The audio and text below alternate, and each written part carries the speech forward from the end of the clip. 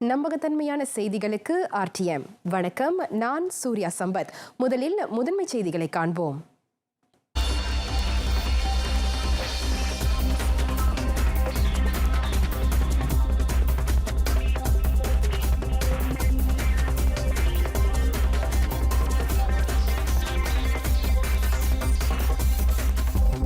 மழலையர் மையங்கள் மீண்டும் திறப்பது தொடர்பில் இன்று அறிவிக்கப்படும்.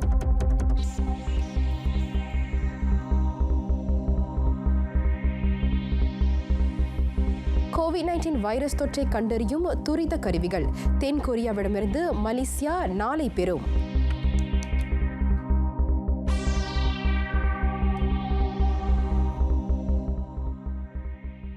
நடமாட்ட கட்டுப்பாட்டு உத்தரவின் 4ஆம் கட்ட அமலாக்கம் இன்று 2வது நாளை எட்டியுள்ளது. COVID-19 வைரஸ் தொற்றை கட்டுப்படுத்தும் போராட்டத்தில் தீவிரமுடன் செயல்பட்டு வரும் அரசாங்கம் நேற்று சில தளர்வுகளை அறிவித்திருந்தது. இன்றும் சில தளர்வுகள் அறிவிக்கப்படும் என எதிர்பார்க்கலாம். இந்த 4ஆம் கட்ட நடமாட்ட கட்டுப்பாட்டு உத்தரவு காலத்தில் அத்தியாவசிய பொருட்கள், உணவு ஆகியவற்றை வாங்குவதற்காக ஒரே வாகனத்தில் இருவர் செல்வதற்கு அரசாங்கம் அனுமதி வழங்கியிருக்கின்றது. அதோடு 10 கிலோமீட்டர் தூரம் தாண்டி மக்கள் பொருட்களை வாங்கவும், சுகாதார சேவைகள், மருந்துகளை பெறவும் அனுமதிக்கப்படுகின்றனர். அதேவேளை நடமாட்ட கட்டுப்பாட்டு உத்தரவை மீறும் தரப்பினர் எவராயினும் சட்டத்தின் முன் சமம் என பாதுகாப்பு விவகாரங்களுக்கான முதன்மை அமைச்சர் டாக்டர் ஸ்ரீ இஸ்மாயில் சப்ரி யாக்கூப் வலியுறுத்தியிருக்கின்றார். குற்றச்சாட்டுக்கு ஏற்ப சம்பந்தப்பட்டவர்களுக்கு எதிராக சட்ட நடவடிக்கை எடுக்கப்படுவதை அரசாங்கம் உறுதி செய்கிறது. இவ்வேளையில் 4ஆம் கட்ட நடமாட்ட கட்டுப்பாட்டு உத்தரவின் கீழ் ஒரு சில துறைகள் செயல்பட தொடங்கியிருக்கின்றன. சுகாதார அமைச்சு நிர்ணயித்துள்ள வழிகாட்டியை தொடர்ந்து பின்பற்றும்படி தொடர்புடைய துறைகளுக்கு மீண்டும் நினைவுறுத்தப்படுகின்றது. COVID-19 வைரஸ் தொற்றை கட்டுப்படுத்தும் முயற்சி வெற்றியுறச் செய்ய மக்கள் நடமாட்ட கட்டுப்பாட்டு உத்தரவை தொடர்ந்து பின்பற்ற வேண்டும். அதுவே அரசாங்கத்தின் எதிர்பார்ப்பாகும். மழலையர் மையங்கள் மீண்டும் திறப்பது தொடர்பில் இன்று அறிவிக்கப்படும். இன்று காலை நடைபெற்ற தேசிய பாதுகாப்பு மன்ற கூட்டத்தில் அந்த விவகாரம் கலந்தாலோசிக்கப்பட்டதாக சுகாதார தலைமை இயக்குனர் டாக்டர் நூர் ஹிஷாம் அப்துல்லா தெரிவித்தார். நடமாட்ட கட்டுப்பாடு உத்தரவின் 4ஆம் நிலையில் பொருளாதார துறைகள் சில செயல்பட தொடங்கியிருக்கின்றன. எனவே வேலைக்கு செல்லும் பெற்றோர் பிள்ளைகளை பராமரிப்பதில் சிக்கலை எதிர்கொண்டிருப்பதாக புகார் தெரிவிக்கப்பட்டதை அடுத்து இந்த விவகாரம் பரிசீலிக்கப்பட்டதாக டாக்டர் நூர் ஹிஷாம் கூறினார். Tetapi apa yang penting ialah untuk kita patuh pada garis panduan Kementerian Kesihatan. Sama ada taska, sama ada restoran, sama ada institusi dan jadi garis panduan Kementerian Kesihatan dah ada. Jadi kalau taska tersebut boleh patuh kepada garis panduan Kementerian Kesihatan, jadi tak ada masalah. Jadi itu yang kita kena pastikan dulu. கல்வி, சமூகம்சார் துறைகளை தவிர்த்து ஏனைய பொருளாதார துறைகளின் செயல்பாட்டுக்கு இப்போதைக்கு முக்கியத்துவம் அளிக்கப்படுவதாக அவர் குறிப்பிட்டார். அனுமதி வழங்கப்பட்டிருக்கும் துறைகளின் சூழலை 2 வாரங்கள் முதல் 1 மாதம் வரை சுகாதார அமைச்சு கண்காணிக்கும். குறிப்பாக ஆலைகள் COVID-19 பரவலை ஒடுக்க சுகாதார அமைச்சு நிர்ணயித்திருக்கும் வழிகாட்டியை பயன்படுத்த வேண்டும் என டாக்டர் நூர் ஹிஷாம் மீண்டும் நினைவுறுத்தினார். COVID-19 வைரஸ் தொற்றை கண்டறிய பயன்படுத்தப்படும் துரித பரிசோதனை கருவிகள் தென் கொரியாவிலிருந்து நாளை மலேசியாவுக்கு இறக்குமதியாக உள்ளன. அந்த கருவிகளை பயன்படுத்துவதில் சபா சரவாக்குக்கு முன்னுரிமை அளிக்கப்படும் என சுகாதார தலைமை இயக்குனர் டாக்டர் நூர் ஹிஷாம் தெரிவித்தார். சபாவும் சரவாக்கும் மலேசியாவில் அதிக நிலப்பரப்பை கொண்ட மாநிலங்கள். அங்கு முறையான வசதிகள் இன்றி புறநகர் பகுதிகளில் வசித்து வரும் மக்களுக்கு COVID-19 வைரஸ் தொற்றுக்கான பரிசோதனையை மேற்கொள்ள சுகாதார பணியாளர்கள் பல சவால்களை, குறிப்பாக போக்குவரத்து ரீதியான சவால்களை எதிர்நோக்கக்கூடும். எனவே புறநகர் மக்களின் நலனை கருத்தில் கொண்டு இந்த விரைவு சோதனை கருவிகளின் பயன்பாட்டிற்கு சபா சரவாக் மாநிலங்களுக்கு முன்னுரிமை வழங்கப்படுவதாக டாக்டர் நூர் ஹிஷாம் விளக்கினார். இதன் வழி நேரத்தையும் மிச்சப்படுத்த முடியும் என அவர் நம்பிக்கை தெரிவித்தார். இறக்குமதி செய்யப்படும் 50,000 துரித பரிசோதனை கருவிகளில் ஒரு பகுதி KLIA கோலாலம்பூர் அனைத்துலக விமான நிலையத்தில் பயன்படுத்தப்படும். வெளிநாடுகளில் இருந்து வந்திறங்கும் பயணிகளுக்கு அந்த கருவிகளை பயன்படுத்தி பரிசோதனையை மேற்கொள்ள KLIAவில் 2 சுகாதார பணியாளர் குழு பணியமர்த்தப்படும் என அவர் குறிப்பிட்டார். இதற்கிடையில் COVID-19 வைரஸ் மரபணு மாற்றம் காண்பது ஆராய்ச்சியில் தெரிய வந்துள்ளது. IMR மருத்துவ ஆராய்ச்சி கழகத்தில் மேற்கொள்ளப்பட்ட ஆராய்ச்சியில் இதுவரை மரபணு மாற்றம் கண்ட 30 COVID-19 வைரஸ் வகைகள் கண்டுபிடிக்கப்பட்டுள்ளன. அவ்வாறு மாற்றம் கண்ட COVID-19 வைரஸ் தற்போதுள்ள வைரஸை விட வலிமையானதாகவும் அதிகமானோருக்கு பரவக்கூடியதாகவும் இருப்பதாக டாக்டர் நூர் ஹிஷாம் தெரிவித்தார். ஆராய்ச்சியில் கிடைத்துள்ள COVID-19 வைரஸ் மாதிரிகளை IMR ஆராய்ந்து வருவதாக அவர் மேலும் கூறினார். மற்றொரு நிலவரத்தில் கோலாலம்பூர் மருத்துவமனையில் சிகிச்சை பெற்று வரும் COVID-19 நோயாளிகள் சுங்காய்புலோ மருத்துவமனை, மாயேப்ஸ் தனிமைப்படுத்தும் மையம் ஆகிய இடங்களுக்கு மாற்றப்பட உள்ளனர். கோலாலம்பூர் மருத்துவமனையில் வழக்கமான சிகிச்சைகள் மேற்கொள்ளப்பட இந்த நடவடிக்கை மேற்கொள்ளப்படுவதாக டாக்டர் நூர் ஹிஷாம் தெரிவித்தார். நாட்டில் இணையம் வழி பதிவு பெறாத போலியான மருந்துகளின் விற்பனை அதிகரித்துள்ளது. COVID-19 வைரஸ் பெருந்தொற்றை தொடர்ந்து நாட்டில் இணையம் வழி மருந்து வாங்குவோரின் எண்ணிக்கை உயர்ந்திருப்பதும் அதற்கு காரணம் என சுகாதார தலைமை இயக்குனர் டாக்டர் நூர் ஹிஷாம் தெரிவித்தார். நோய் எதிர்ப்புக்காக சுகாதார பராமரிப்பு தொடர்பான மருந்து, ஊட்டச்சத்து மாத்திரைகள் ஆகியவற்றுக்கான தேவை அதிகரித்து வருவது இணைய மோசடி கும்பல்கள் சாதகமாக்கிக் கொள்வதற்கு வாய்ப்பாக அமைந்திருக்கின்றது. நடமாட்ட கட்டுப்பாட்டு உத்தரவு மார்ச் 18ஆம் தேதி நடைமுறைப்படுத்தப்பட்டது முதல் இம்மாதம் 20ஆம் தேதி வரை COVID-19 வைரஸ் தொற்றை குணப்படுத்தும் மருந்துகள் என விற்கப்பட்ட போலி மருந்துகள் தொடர்பில் 38 புகார்கள் பெறப்பட்டதாக டாக்டர் நூர் ஹிஷாம் தெரிவித்தார். அதன் தொடர்பில் அடையாளம் காணப்பட்ட 182 அகப்பக்கங்களில் 556 அகப்பக்கங்கள் முடக்கப்பட்டன. நடமாட்ட கட்டுப்பாட்டு உத்தரவு அமலிலுள்ள காலகட்டத்தில் கைது செய்யப்பட்ட கள்ள குடியேறிகள் உள்துறை அமைச்சின் 11 சிறப்பு சிறைகளில் வைக்கப்படுவர். குடிநுழைவுத் துறையின் தடுப்பு மையத்தில் போதுமான இடம் இல்லாவிடில் அந்த நடவடிக்கை மேற்கொள்ளப்படும் என பாதுகாப்பு விவகாரங்களுக்கான மூத்த அமைச்சர் டாக்டர் இஸ்மாயில் சப்ரி யாக்கூப் தெரிவித்தார்.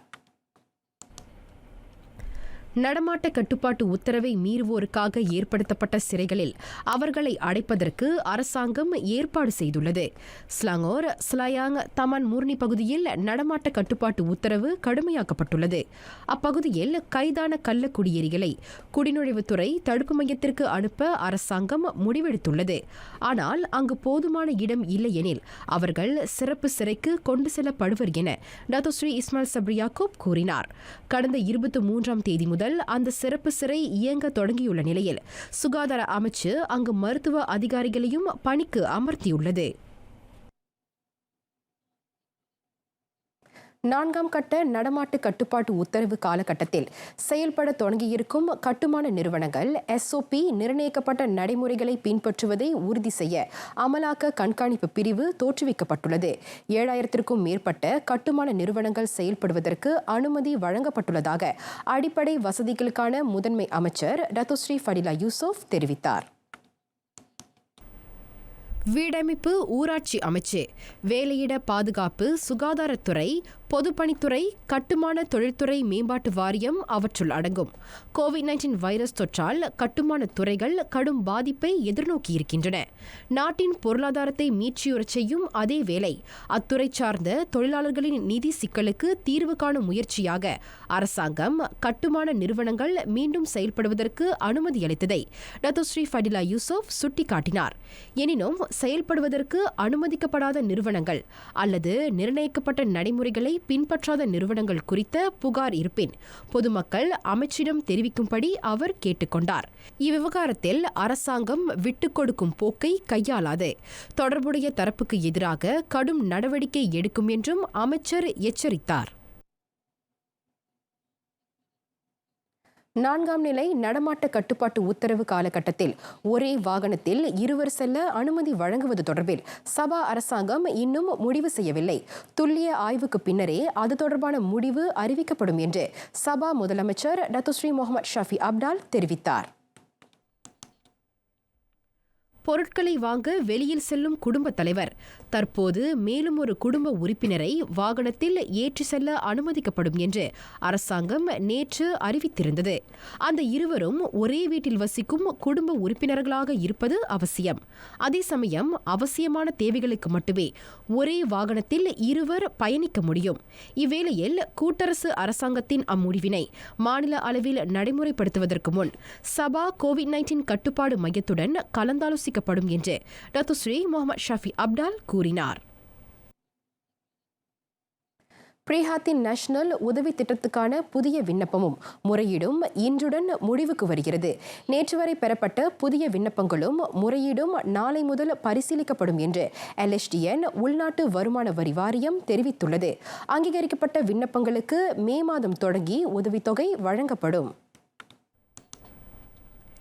இம்மாதம் 26ஆம் தேதி வரை 32,60,000க்கும் மேற்பட்ட புதிய விண்ணப்பங்களும் முறையீடுகளும் பெறப்பட்டதாக நிதி அமைச்சர் தங்கு டாக்டர் ஸ்ரீ ஜஃப்ருல் தங்கு அப்துல் அசீஸ் தெரிவித்தார். நிர்ணயிக்கப்பட்ட விதிகளை பூர்த்தி செய்த குடும்பங்கள், திருமணம் ஆகாதவர்கள் ஆகியோர் அங்கீகரிக்கப்பட்டவர்கள் பட்டியலில் இடம்பெறவில்லை எனில் அவர்களின் விண்ணப்பம் அங்கீகரிக்கப்படவில்லை என்பதாக பொருள்படும். மேல் விவரங்களுக்கு மக்கள் LHDN-இன் ஹசில் கேர்லைன், ஹசில் லைஃப் சேட் அல்லது அவ்வாரியத்தின் அதிகாரப்பூர்வ அகப்பக்கம், ஃபேஸ்புக், ட்விட்டர் உள்ளிட்ட சமூக பிணைப்பு வலைத்தளங்கள் வாயிலாக விளக்கம் பெறலாம். முதற்கட்ட தொகைக்கு தகுதி பெற்ற 77,40,000 பேருக்கு 547 கோடி ரிங்கிட் நிதி வழங்கப்பட்டது. இரண்டாம் கட்ட தொகை மே 4ஆம் தேதி முதல் வழங்கப்படும். இதனிடையே சிறு நடுத்தர தொழில்துறையினர் நாளை முதல் பிரீஹாத்தின் தம்பஹான் சிறப்பு உதவி நிதிக்கு விண்ணப்பிக்கலாம். அந்த திட்டத்தின் கீழ் சிறு நடுத்தர தொழில்துறையினருக்கு 3,000 ரிங்கிட் நிதி வழங்கப்படவிருக்கிறது. 210 கோடி ரிங்கிட் ஒதுக்கீட்டை கொண்டிருக்கும் அந்த உதவி திட்டத்தின் மூலம் அங்காடி வியாபாரிகள், இரவு சந்தை வியாபாரிகள் போன்ற 7 லட்சம் சிறு நடுத்தர தொழில் முனைவர்கள் பயனடைவார்கள் என எதிர்பார்க்கப்படுகிறது. LHDN உள்நாட்டு வருமான வரி வாரியம், ஊராட்சி மன்றம், SSM, மலேசிய நிறுவன ஆணையம் ஆகியவற்றுடன் பதிந்து கொண்ட தகுதியான சிறு நடுத்தர தொழில் முனைவர்களுக்கு மட்டுமே அந்த நிதியுதவி வழங்கப்படும். ஊராட்சி மன்றம், SSM ஆகிய தரப்புகளிடமிருந்து பெறப்படும் தகுதியான சிறு நடுத்தர தொழில் முனைவர்கள் பட்டியலை பெற்ற பின்னரே தொடர்புடையவர்களுக்கு அந்த உதவித்தொகை வழங்கப்படும் என்று அரசாங்கம் அறிவித்திருக்கின்றது. 2020 மார்ச் மாதம் விமான பயணத்துறைக்கு பேரிடர் மாதம் என அனைத்துலக வான் போக்குவரத்து சங்கம் IATA கூறியுள்ளது. கிலோமீட்டர் அடிப்படையில் பயணிகளின் எண்ணிக்கை கடந்த ஆண்டை காட்டிலும் இவ்வாண்டு மார்ச் மாதம் 52.9 விழுக்காடு வீழ்ச்சி கண்டதாக அது தெரிவித்தது. கோவிட்-19 வைரஸ் பரவலை கட்டுப்படுத்த உலக நாடுகளின் அரசாங்கங்கள் விமான போக்குவரத்துக்கு தடை விதித்தன. பயணிகள் போக்குவரத்து 36.2 விழுக்காடு சரிந்த வேளையில் சரக்கு போக்குவரத்து 60.6 விழுக்காடு வீழ்ச்சியடைந்தது. இதனால் விமான நிறுவனங்கள் பேரிழப்பை எதிர்கொண்டிருப்பதாக உலகளவில் வான் போக்குவரத்தில் 82 விழுக்காட்டை கையாளும் IATA குறிப்பிட்டது. வரலாற்றில் இத்தகைய மோசமான நிலை எட்டப்பட்டதில்லை என 290 விமான நிறுவனங்கள் உரிப்பியம் பெற்றிருக்கும் அந்த அனைத்துலக அமைப்பு கூறியது. அனைத்துலக பயணங்கள் மட்டுமின்றி உள்நாட்டு விமான பயணங்களும் பாதிப்படைந்திருப்பதை IATA சுட்டிக்காட்டியது. மார்ச்சில் ஏற்பட்ட பாதிப்பு ஏப்ரலிலும் தொடர்கிறது. ஆயினும் மெல்ல மெல்ல மீள்வதற்கான அறிகுறிகள் தென்படுவதாக அனைத்துலக வான் போக்குவரத்து சங்கத்தின் தலைமை இயக்குநரும் தலைமை நிர்வாக அதிகாரியுமான அலெக்சாண்ட்ரா டி ஜூனியாக் தெரிவித்தார். எல்லைகள் மீண்டும் திறக்கப்பட்டு நடமாட்ட கட்டுப்பாடுகள் தளர்த்தப்பட்டவுடன் நிலைமை வழக்கு நிலைக்கு திரும்பும். அதனை எதிர்கொள்ள IATA ஆயத்தமாக இருக்கிறது.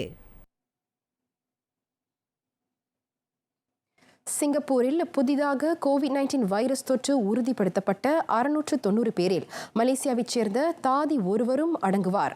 23 வயது தாதி அந்த வைரஸ் தொற்றால் பாதிக்கப்பட்ட வட்டாரம் அல்லது நாடுகளுக்கு பயணம் மேற்கொள்ளவில்லை என்பதை சிங்கப்பூர் சுகாதார அமைச்சு உறுதிப்படுத்தியது.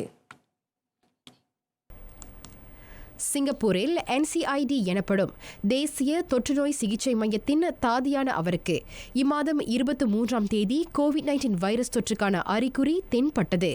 இன்று வெளியிடப்பட்ட மருத்துவ பரிசோதனை முடிவில் அவருக்கு தொற்று இருப்பது உறுதி செய்யப்பட்டது.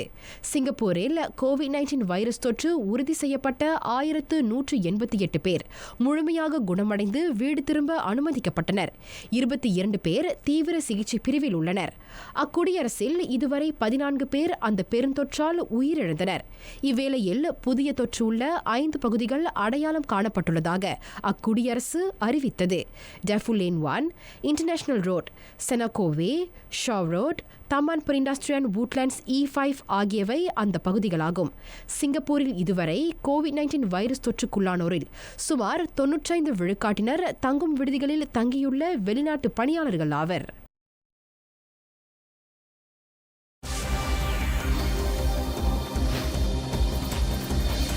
COVID-19 முன்பே எச்சரிக்கப்பட்ட பேரழிவு, WHO மீண்டும் வலியுறுத்தல்.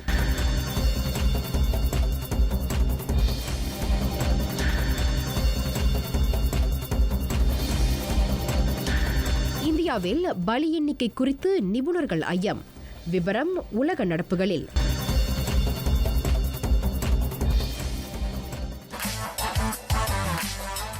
வைரஸ் பரவுவதை தடுக்க 7 நடவடிக்கைகள். அடிக்கடி கைகளை கழுவவும். கண்கள், வாய், மூக்கு ஆகியவற்றை தொடுவதை தவிர்த்துக் கொள்ளுங்கள். மெல்லிழை தாள் அல்லது கைக்குட்டையை கொண்டு வாயை மூடிக்கொள்ளவும். மக்கள் அதிகம் கூடும் இடங்களை தவிர்க்கவும். உடல்நிலை பாதிக்கப்பட்டிருந்தால் வீட்டிலேயே இருக்கவும். காய்ச்சல், இருமல், சுவாசிப்பதில் பிரச்சனை ஏற்பட்டிருந்தால் கைபேசி மூலமாக மருத்துவ ஆலோசனையை பெறவும். பின்னர் மேல் சிகிச்சையை பெறவும். உலக சுகாதார அமைப்பின் அண்மைய தகவல்களை அறிந்து வைத்துக் கொள்ளவும்.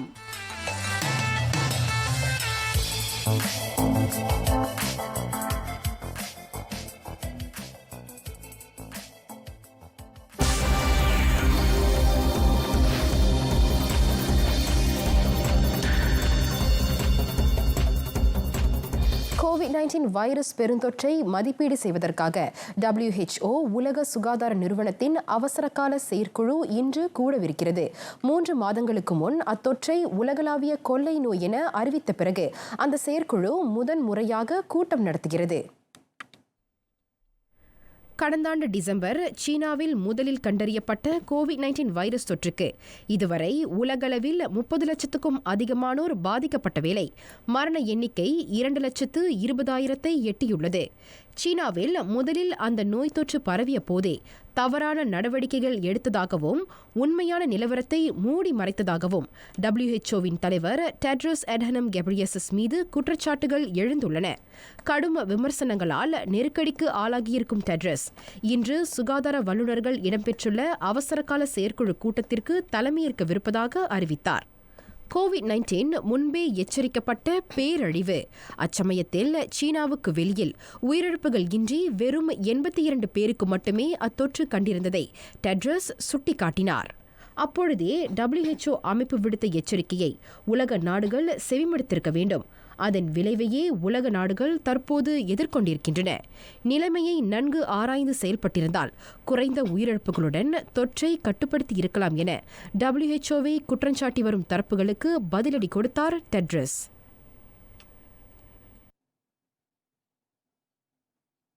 COVID-19 வைரஸ் தொற்றுக்கு இலக்கானோரை குணப்படுத்த ரெம்டெசிவிர் மருந்து மிகவும் ஆக்கப்பூர்வமானது என அமெரிக்காவில் நடத்தப்பட்ட ஆய்வில் தெரிய வந்துள்ளது.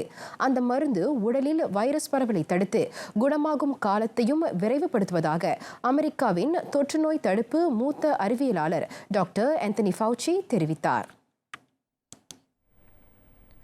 கடந்த 40 ஆண்டுகளாக எய்ட்ஸ் நோய் பரவலுக்கு எதிரான ஆய்வுகளை மேற்கொண்டு வரும் டாக்டர் ஃபவுச்சி அமெரிக்காவில் COVID-19 தொற்றை தடுக்கும் அதிபர் டொனால்ட் ட்ரம்பின் பணிப்படைக்கு ஆலோசகராக நியமிக்கப்பட்டிருக்கிறார்.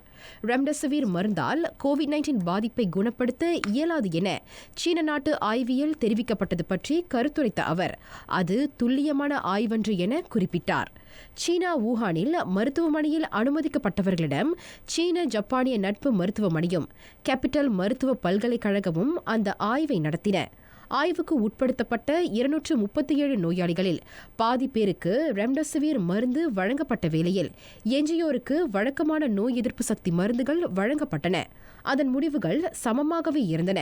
சுமார் 14 விழுக்காடு மட்டுமே குணப்படுத்த இயன்றதாக சீன ஆய்வு காட்டுகிறது.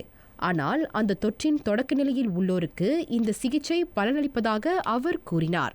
HIV நோயாளிகளுக்கும் ரெம்டெசிவிர் மருந்து வழங்கப்பட்டு வருவதை அவர் சுட்டிக்காட்டினார்.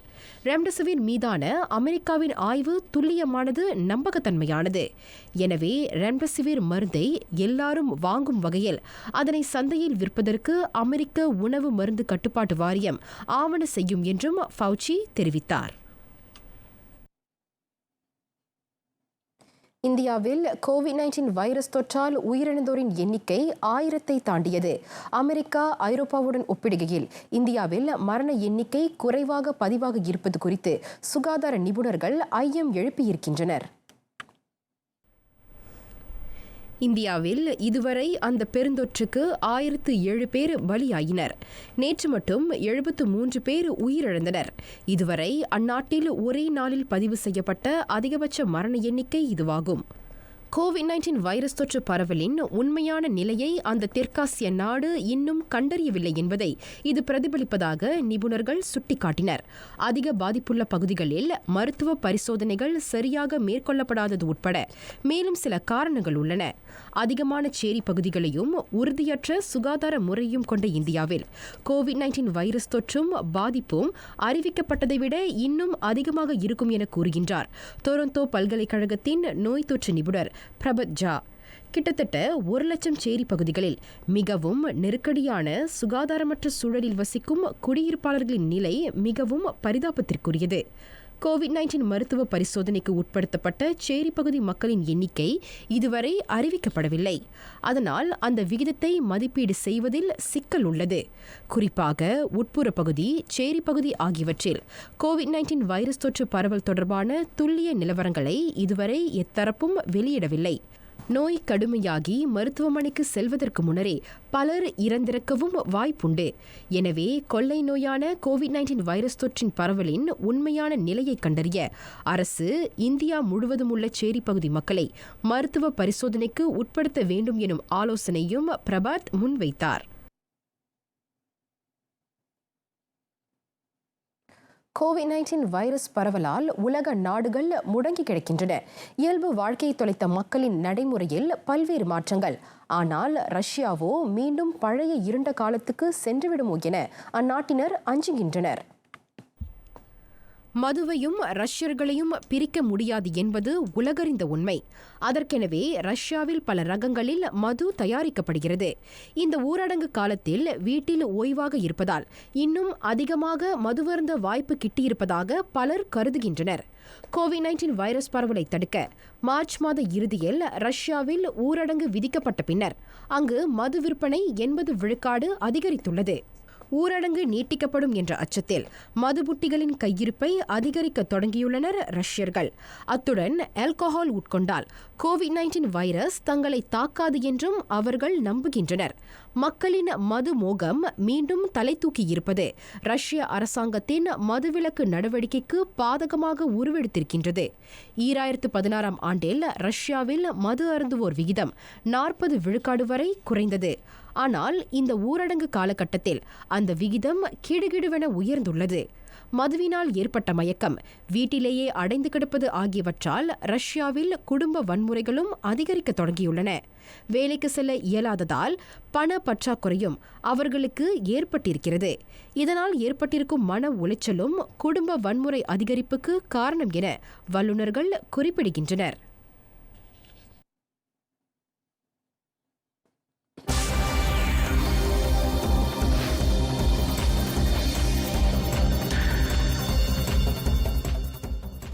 இங்கிலீஷ் பிரீமியர் லீக் ஆட்டங்களை கூடிய விரைவில் தொடங்க வேண்டாம்.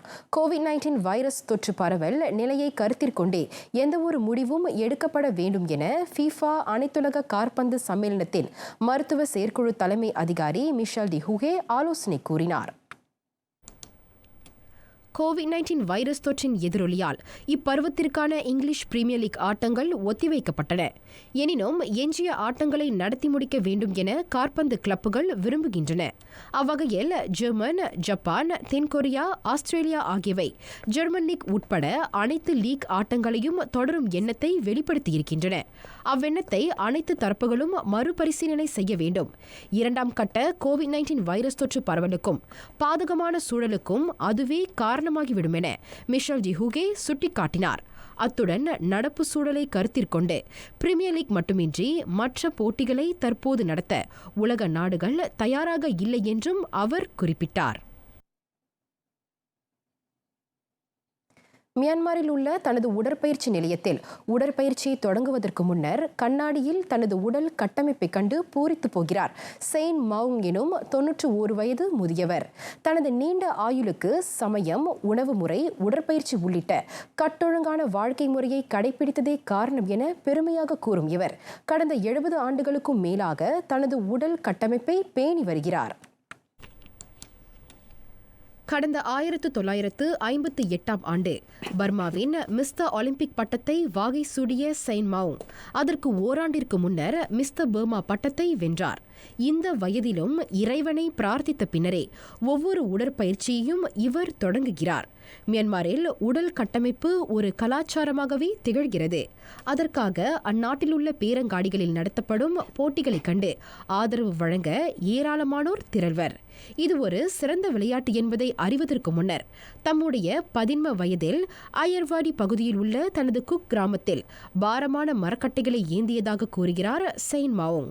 கடந்த 1950 ஆண்டு உடல் கட்டமைப்பு நிகழ்ச்சி ஒன்றை பார்த்ததுக்கு பின்னர் அதுதான் தனது இலக்கு என உணர்ந்த இவர் உடல் கட்டமைப்பு விளையாட்டுத் துறையில் தொடர்ந்து பல வெற்றிகளை ஈட்டினார். 1960 ஆண்டு தனது தொழிலின் உச்சத்தில் இருந்த செயின் மவுங் மிஸ் பர்மா அழகி போட்டி பங்கேற்பாளர்களுக்கு பயிற்றுனராகவும் பின்னர் அந்நாட்டில் வெளிவந்த படங்களிலும் நடித்துள்ளார். மியான்மரில் சொந்த உடற்பயிற்சி நிலையத்தை வைத்துள்ள இவர் உடல் கட்டமைப்பை முக்கியமான ஒரு விவகாரமாக கருதாத தரப்பினர் மீது கடும் கோபத்தை வெளிப்படுத்துவதுடன் அவர்களை தனது உடற்பயிற்சி நிலையத்தில் இருந்து வெளியேறவும் கூறியிருப்பதாக சொன்னார். தற்சமயம் கோவிட்-19 வைரஸால் மூடப்பட்டுள்ள தனது உடற்பயிற்சி நிலையம் விரைவில் திறக்க தாம் பிரார்த்தித்து வருவதாக அவர் குறிப்பிட்டார்.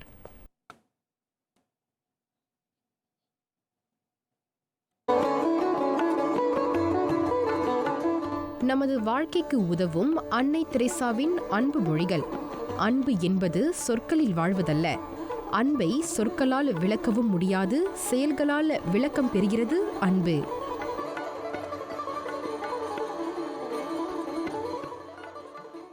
இரவு மணி 7:30க்கு TV2 மை ஃப்ரீவியூ அலைவரிசை 123 தமிழ்ச் செய்தியை கொண்டு வருகிறோம். மீண்டும் சந்திப்போம்.